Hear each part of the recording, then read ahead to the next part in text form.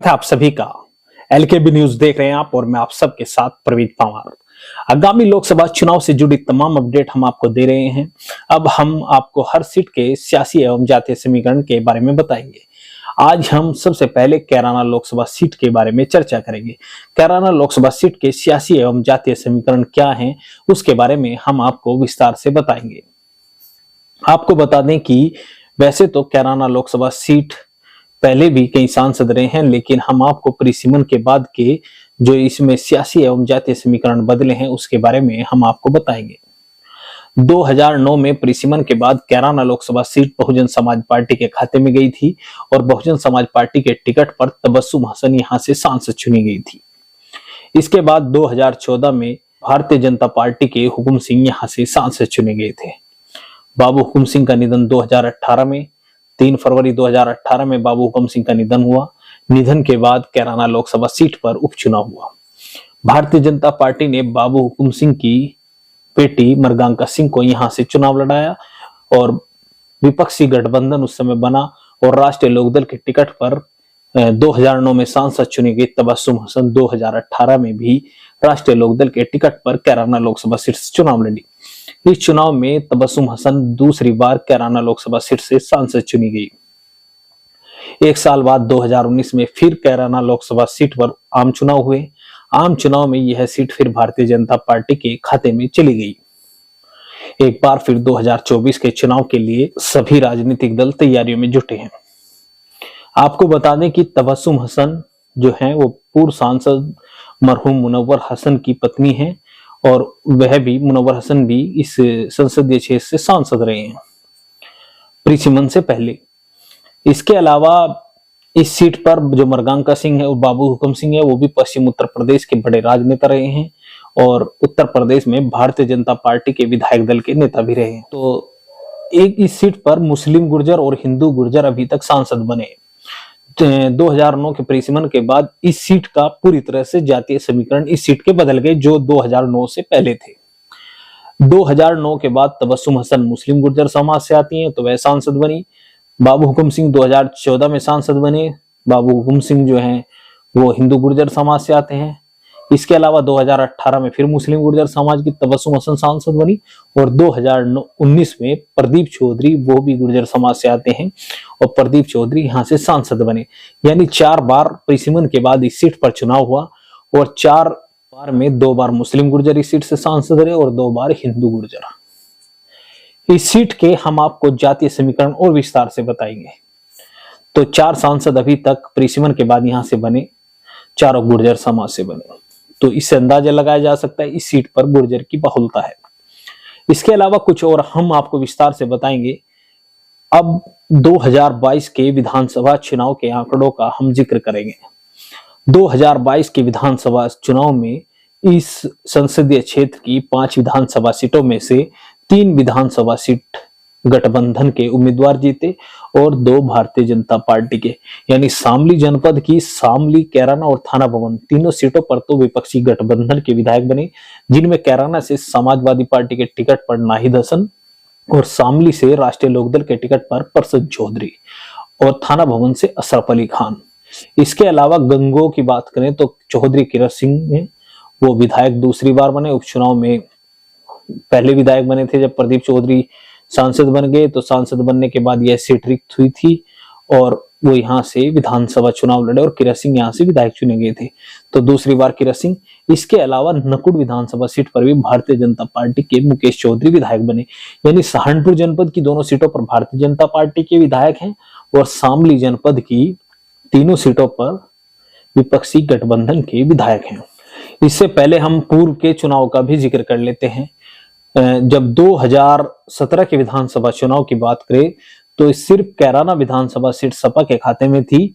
शामली विधानसभा seat पर Bharatiya Janata party के तेजेंद्र निर्वाल, थाना भवन विधानसभा सीट पर उस समय प्रदेश सरकार में मंत्री रहे सुरेश राणा और गंगू विधानसभा सीट से प्रदीप चौधरी भारतीय जनता पार्टी के टिकट पर जीते थे और नकुड़ विधानसभा सीट से पूर्व मंत्री डॉक्टर धर्म सिंह सैनी भारतीय जनता पार्टी के टिकट पर विधायक बने। यानी 2017 में इस संसदीय क्षेत्र की 5 विधानसभा सीटों में से 4 विधानसभा सीट जो थी वो भारतीय जनता पार्टी के खाते में गई थी और एक विधानसभा सीट, कैराना विधानसभा सीट सपा के खाते में गई थी। लेकिन अब पूरी तरह से 2022 में तस्वीर बदली है और 3 सीटें गठबंधन के पक्ष में गई है, जो तीनों शामली जनपद की हैं। तो इस तरह का अब जातिवार भी हम आपको जो विधायक हैं वो बता देते हैं। 5 विधानसभा क्षेत्रों में 3 विधायक गुर्जर समाज के हैं, जिसमें चौधरी किरत सिंह, मुकेश चौधरी, ये दोनों हिंदू गुर्जर समाज से हैं, और नाहिद हसन मुस्लिम गुर्जर समाज से हैं। एक जाट विधायक है परसन चौधरी शामली विधानसभा सीट से, और अशरफ अली खान मुस्लिम पठान विधायक हैं। तो 5 विधायकों का जातीय समीकरण इस प्रकार है। राष्ट्रीय लोकदल के 2 विधायक हैं शामली और थाना भवन में। विपक्षी गठबंधन था, सपा का समर्थन था, तो विपक्षी गठबंधन में दोनों सीटें यह राष्ट्रीय लोकदल के टिकट पर दोनों विधायक चुने गए थे। तो कुल मिलाकर हमने आपको बताया कि 5 विधानसभा सीटों में से 3 विधायक हिंदू और मुस्लिम गुर्जर समाज के हैं और 2 अन्य जातियों के हैं, यानी एक जाट है और एक मुस्लिम पठान है। तो अब 2009 के बाद यह सीट गुर्जर बाहुल्य मानी जाती है, जिसके चलते भारतीय जनता पार्टी भी यहाँ गुर्जर समाज से उम्मीदवार उतारती है और विपक्षी गठबंधन भी गुर्जर समाज से उम्मीदवार उतारता है। अभी तक के उम्मीदवारों की बात करें तो 2009 में यहाँ पर तबस्सुम हसन और हुकुम सिंह के बीच चुनाव हुआ था। 2014 में तबस्सुम हसन के बेटे नाहिद हसन, जो कैराना से अभी विधायक हैं, वो चुनाव लड़े थे और उनके चाचा कमर हसन बसपा के टिकट पर लड़े थे और बाबू हुकुम सिंह भारतीय जनता पार्टी के टिकट पर लड़े थे। तीनों गुर्जर थे और हुकुम सिंह यहाँ से चुनाव जीतने में कामयाब हुए थे। 2018 का उपचुनाव तबस्सुम हसन, मरगांका सिंह दोनों गुर्जर समाज की थी। तो अधिकतर राष्ट्रीय दलों ने यानी मुख्य दलों ने यहाँ पर गुर्जर उम्मीदवारों पर ही अभी तक दांव खेला है परिसीमन के बाद। तो इस बार फिर विपक्षी गठबंधन से भी कई गुर्जर दावेदार थे और भारतीय जनता पार्टी से भी कई गुर्जर दावेदारी कर रहे हैं।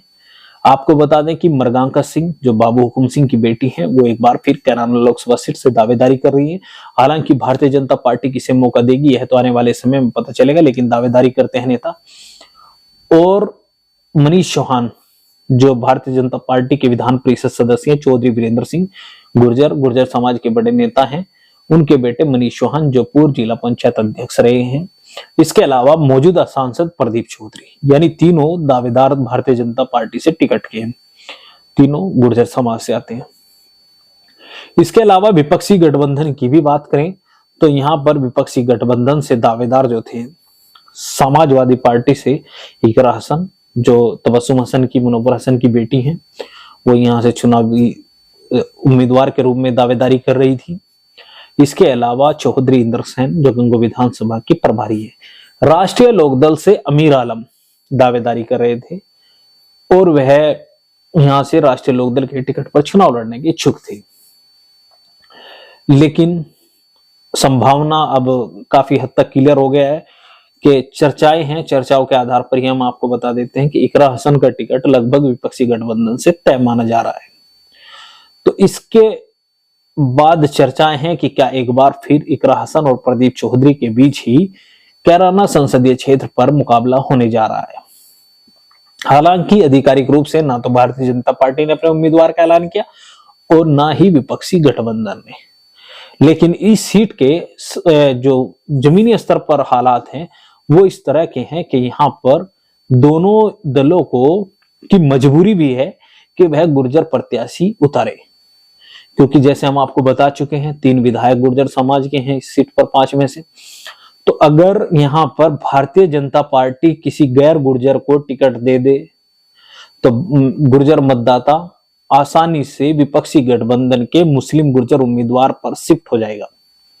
इसके अलावा विपक्षी गठबंधन की भी मजबूरी है कि अगर वो किसी अन्य जाति के उम्मीदवार को टिकट देकर चुनावी मैदान में उतारे तो हो सकता है कि भारतीय जनता पार्टी को बड़ी संख्या में मुस्लिम गुर्जर वोट मिल जाए। ऐसा जमीनी स्तर पर भी यहाँ है जो हम आपको बता रहे हैं। अगर मान लीजिए प्रदीप चौधरी का टिकट भारतीय जनता पार्टी से हो जाता है और विपक्षी गठबंधन से अमीर आलम चुनाव लड़ लेते हैं, तो जमीनी हालात कुछ इस तरह से बदलेंगे कि बड़ी संख्या में